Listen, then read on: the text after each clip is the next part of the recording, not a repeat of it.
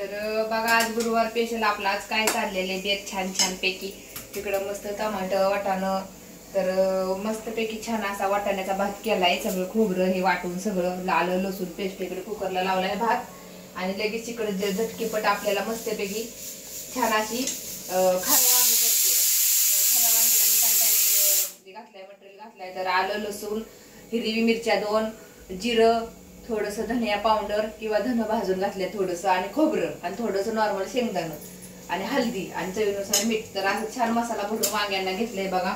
आता कसं जास्त वांग म्हणजे आपलं थोडी संध्याकाळची भाजी लागते म्हणून छान अशी 4 वांग्याची चांगलं परतू अशी वांगी किरवत असते पर्यंत परतून घ्यायची आणि छान मसाला परतून झाला की शिजायपुरतं पाणी वाटायचं त्याच्यामध्ये तर छान आपलं असं खरं वांग बनतं।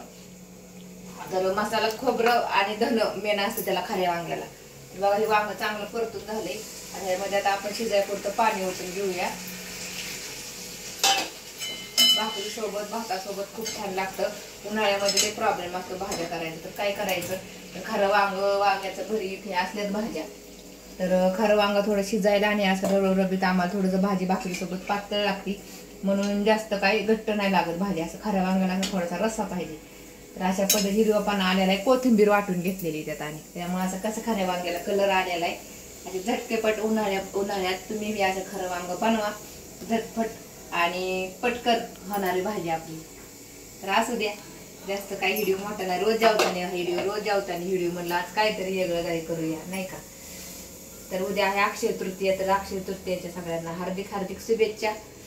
तर चला मग भेटूया उद्याच्या व्हिडिओ मध्ये तर या सगळ्यांनी संध्याकाळचं जेवण करायला बाय।